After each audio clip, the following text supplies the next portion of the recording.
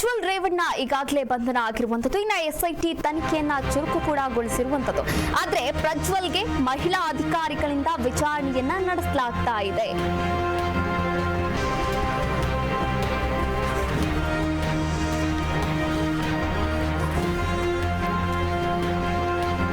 SP Suman Pannekar ನೇತೃತ್ವದಲ್ಲಿ ಪ್ರಶ್ನೆಗಳ ಸುರಿಮಳೆಯನ್ನೇ ಸುರಿಸಲಾಗ್ತಾ ಇದೆ. ಪ್ರಜ್ವಲ್ ರೇವಣ್ಣ ಅವರಿಗೆ ಸಾಕ್ಷ್ಯಾಧಾರಗಳ ಮುಂದಿಟ್ಟು ಪ್ರಶ್ನೆಯನ್ನ ಮಾಡ್ತಾ ಇದ್ದಾರೆ ಎಸ್ಐಟಿ ಅಧಿಕಾರಿಗಳು. ವಿಚಾರಣೆ ಮಾಡೋದು, ಸ್ಟೇಟ್ಮೆಂಟ್ ರೆಕಾರ್ಡ್ ಮಾಡೋದು, ಎವಿಡೆನ್ಸ್ ಪರಿಶೀಲನೆ ಮಾಡ್ತಾ ಇದ್ದಾರೆ. ಎಲ್ಲಾ ಕೂಡ ಮಹಿಳಾ ಅಧಿಕಾರಿಗಳೇ. ಪ್ರಜ್ವಲ್ ಕೇಸ್ ತನಿಖೆ ಪೂರ್ತಿ ನಾರಿಯರ ಹೆಗಲಿಗೆ ಬಿದ್ದಿರುವಂತದ್ದು.